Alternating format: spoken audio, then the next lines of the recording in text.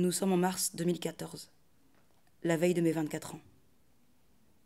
J'ai un retard de règles, des douleurs, ma poitrine est plus lourde. Je le sais au fond de moi que je suis enceinte, mais bon, je me dis qu'on a le temps et que de toute façon, c'est pas possible. J'achète quand même à tout hasard un test de grossesse. Résultat positif.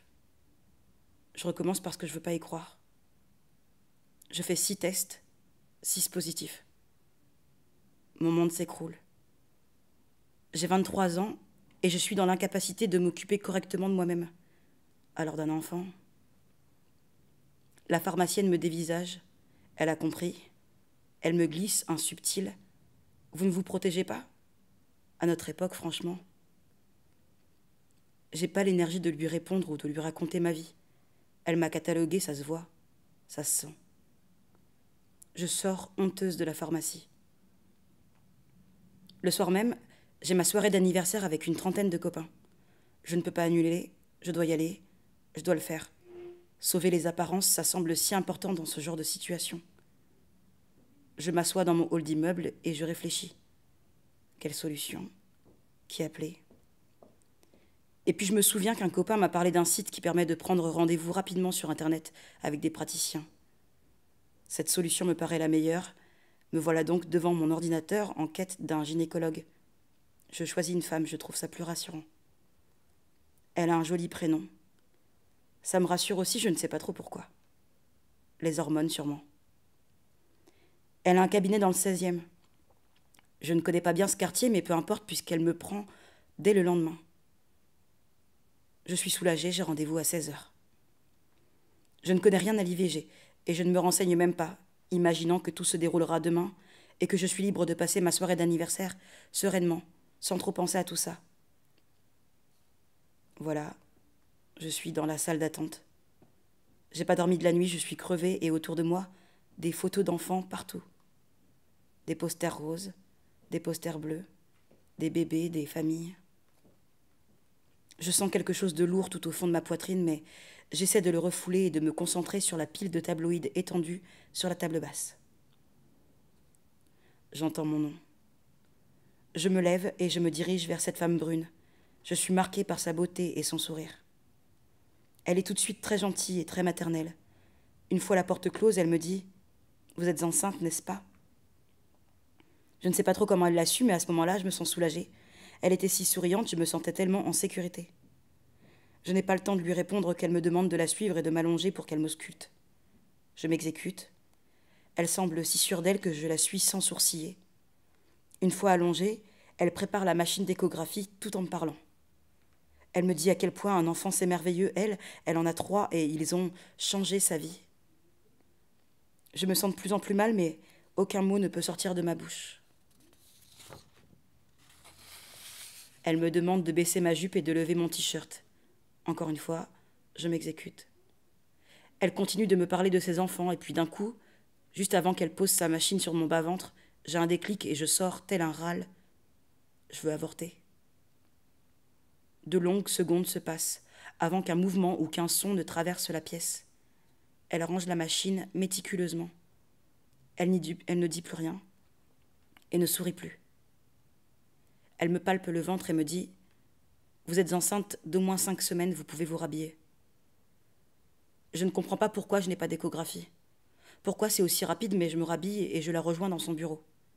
Je me sens mal. J'ai envie de disparaître. Mais je dois poser des questions et me faire violence. Finalement, c'est elle qui parle en premier.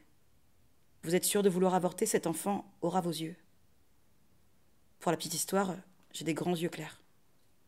Je lui réponds que oui, que je ne peux pas, que c'est arrivé au mauvais moment. Elle me dévisage.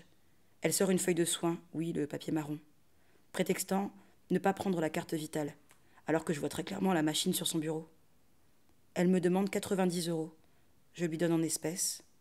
D'une voix à peine audible, je lui demande ce que je dois faire maintenant. Elle ne répond pas et griffonne sur un bout de papier, puis me le tend, appelez des docteurs. Je range le papier et sors vite de cet endroit. Une fois dans la rue, je ressors le papier et me rends compte qu'il n'y a qu'un nom, pas de numéro. Je ne me décourage pas et recherche sur mon portable. J'appelle et tombe directement sur le docteur. C'est un homme. Sa voix semble âgée. Je bafouille, mais je finis par lui dire que je viens de la part de l'autre docteur. Il me coupe et me dit « Venez en fin de journée, on réglera votre problème. » Il me donne son adresse et raccroche. Le cabinet est à l'autre bout de Paris. Je m'y rends. En chemin, je vomis. Est-ce la grossesse ou l'angoisse? Je ne le saurai jamais. J'arrive en avance. Je tue le temps en faisant les 100 pas dans la rue. Je décide finalement de monter chez le docteur en me disant que je serais plus à l'aise dans une salle d'attente. Dans cette salle, plusieurs jeunes femmes. Aucune ne se regarde, mais on sent bien que nous sommes toutes là pour la même chose. Sur les murs, aucune photo d'enfant, mais les tarifs du docteur imprimés format A4. Je suis la dernière à passer. Je tombe nez à nez face à un monsieur d'environ 70 ans. Il me demande de me déshabiller. Il me fait l'échographie et me dit que je suis juste pour une IVG médicamenteuse, mais qu'on va le faire quand même. Il me fait m'asseoir et m'explique brièvement ce qui va se passer. Une fois son discours fini, il me le fait répéter, afin de s'assurer que j'ai bien tout retenu.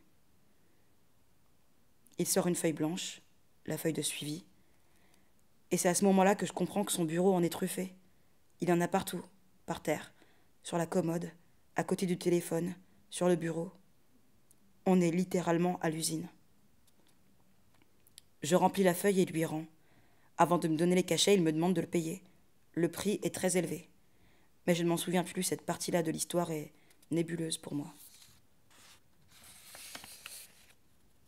Une fois que l'argent change de main, il me donne les cachets et me prescrit une ordonnance pour du Valium à prendre à la pharmacie du coin. Cette expérience m'a traumatisée pour plusieurs raisons. Premièrement, aucune femme ne ressent de la fierté à se faire avorter. C'est déjà un coup dur en soi.